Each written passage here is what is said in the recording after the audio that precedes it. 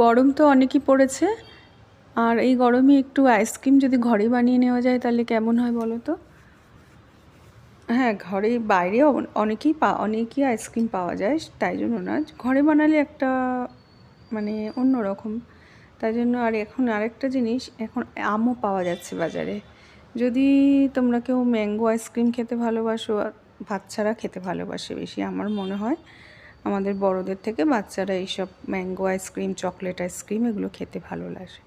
তাই সেদিনকে ভাবলাম, হঠাৎ করে ঘরে দেখলাম অনেক আমও আছে, তাহলে আমি ভাবলাম চলো ম্যাঙ্গো আইসক্রিম বানিয়ে নিই। তাই প্রথমেই আমি 1/2 লিটার দুধ গরম করে নিলাম। দুধ গরম করে নিয়ে আর ওখান থেকে একটু দুধ তুলে রেখেছি। আমি একটু কাস্টার্ড, দুধটা একটু ঘন করার জন্য একটু কাস্টার্ড ইউজ করেছি। আর তোমরা চাইলে কাস্টার্ড নাও ইউজ করে দুধটা জাল দিয়ে দিয়ে ঘন করতে পারো। অনেকে কর্নফ্লাওয়ার দেয়। হ্যাঁ, কেননা কাস্টার্ডে একটা গন্ধ থাকে না, কাস্টার্ডে একটা ভ্যানিলা ফ্লেভার থাকে, ফ্লেভারওয়ালা ম্যাঙ্গো ফ্লেভারওয়ালা কাস্টার্ড ফেললে তাহলে সেটা ভালো। যাই হোক, একটু কাস্টার্ড দিয়ে আমি দুধটাকে ঘন করে নেব। আমি আগে আর খুব গরম দুধে কাস্টার্ডটা দেবে না, প্রথমেই দুধটা ঠান্ডা অবস্থাতে তুলে রেখে দিও, তাহলে কী হবে কাস্টার্ডটা গুলে যাবে। নাহলে গরম দুধে কাস্টার্ড দিলে কিন্তু খুব একদম মানে ডেলা পাকিয়ে যাবে। যাই হোক, তারপরে আমি মানে ওই দুধটা জাল দিতে দিতে তারপরে আস্তে আস্তে কাস্টার্ডটা একদম ঝট করে ঢেলে দেবে না, অল্প অল্প করে ঢেলে নাড়তে থাকবো, দুধটা ঘন হয়ে যাবে। এরপরে আমি আমার কাছে দুটো আম ছিল, আম দুটোকে আমি পিল করে কেটে নিয়েছি, কেটে পাল্পগুলোকে বের করে পেস্ট করে নেব। খুবই সোজা, এমন আমি মানে খুবই কঠিন জিনিস নয় যে অনেক কিছু কঠিন আছে, তাই না।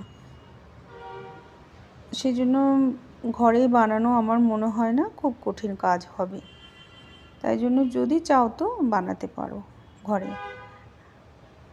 আমি বানিয়েছিলাম তাই আমার মনে হলো শেয়ার করতে, কেন খুব কঠিন জিনিস নয়, তাই জন্যই শেয়ার করলাম।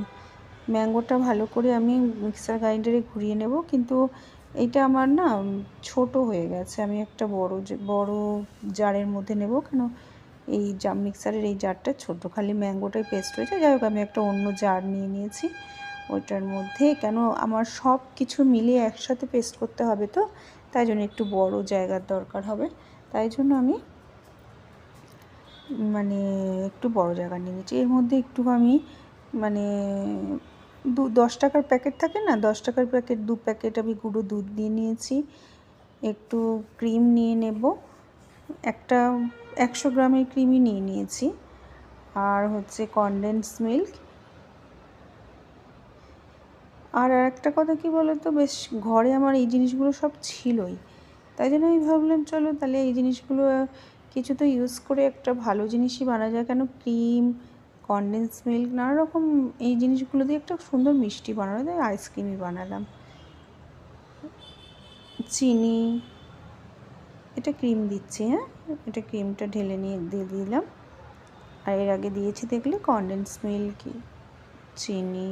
মিষ্টি নিজেদের অনুযায়ী দেবে, খুব যদি মিষ্টি না খাও তাহলে মিষ্টি কম দেবে, কেননা কনডেন্স মিল্ক দেওয়াতে কী হয়েছে, কনডেন্স মিল্ক জানো তো প্রচণ্ড মিষ্টি হয়, সেই জন্য মিষ্টিটা একটু কম দিলেও হবে। যাই হোক, এগুলো সব দিয়ে আমি একটা মানে পুরো এটা মিক্সারে ঘুরিয়ে একসাথে মিলিয়ে নেব, একদম পেস্ট বানিয়ে নেব। তো ওইটাই আইসক্রিমের আসলে পেস্ট হয়ে গেল।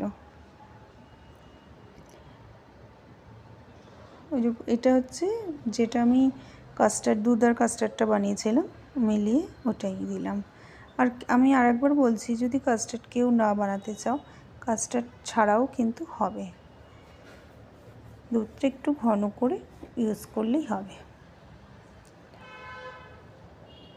তারপরে এইভাবে করে এটাকে আমি জমাবো। তাই জন্য জমানোর জন্য একটা প্লাস্টিকের বাটি বা এই ধরনের কাচের বাটি যা থাকবে সেটাই নিয়ে নিও। আমার কাছে একটা আমুলেরই আইসক্রিমেরই ছিল, চকলেট আইসক্রিমের একটা কৌটো ছিল, সেই কৌটোটার মধ্যে আমি আইসক্রিমটা জমানোর জন্য, ফ্রিজে রাখার জন্য আইসক্রিমটা ঢেলে নেব। মানে আইসক্রিমের যেটা ব্যাটার বলো আর যাই বলো, যেটা বানিয়েছি আইসক্রিমের মেটেরিয়ালটা, ওটা নিয়ে নেব। নিয়ে ভালো করে ট্যাপ ট্যাপ করে, একটু যেন ফাঁকা না থাকে, প্লেনভাবে নিয়ে, তাই ওটা আমি ফ্রিজে রেখে দেব। এখানে আমি বলে রাখি, যদি আমার চ্যানেলটা হচ্ছে বুলবুলস রান্নাবাটি, যদি তোমার ভালো লাগে অবশ্য করে একটু লাইক করে দিও, আর প্লিজ সাবস্ক্রাইব করে দিও। আর যদি ফেসবুক পেজ থেকে দেখে থাকো তাহলে ফেসবুক পেজটাকে ফলো করে দিও।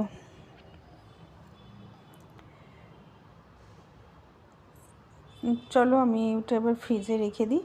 এটা কিন্তু ফাইনাল নয়, ফ্রিজে কিছুক্ষণের জন্য আমি রাখবো, 2-3 ঘন্টার জন্য রাখবো।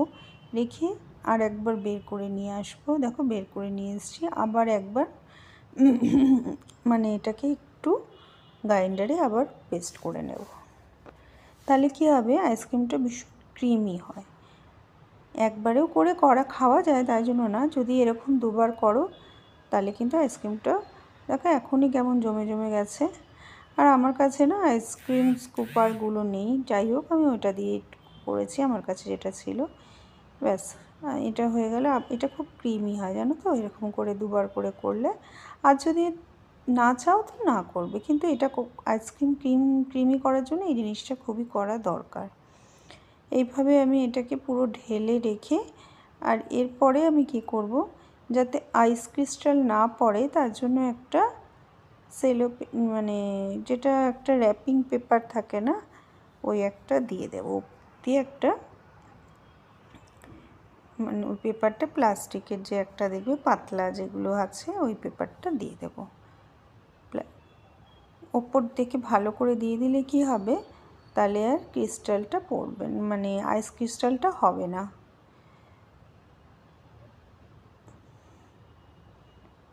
ভালো হ্যাঁ, এটা ভালো করে এটা দিয়ে দিলে কি হবে, আইস ক্রিস্টালটা আর না হলে ওপরে না পুরো বরফ জমে গেলে ভালো লাগবে না খেতে। এটাকে হ্যাঁ, এরপরে আমি ভালো করে চাপা দিয়ে পুরো রাত্রি রেখে দেব। পুরো রাত্রের জন্য সারা রাত্রি করতে হবে, কেন এটা হবে মানে জমবে, তাহলে আইসক্রিম খাবো। সকালবেলা খাও, দুপুরবেলা, সকালবেলা তো কেউ আমরা খাবো না, খেলে দুপুরবেলায় খাবো। তাহলে এটাকে আমি ভালো করে চাপা দিয়ে ফ্রিজে রেখে দেবো, ডিপ ফ্রিজে পুরো রাত্রি, সারা রাত্রির জন্য রেখে দেবো।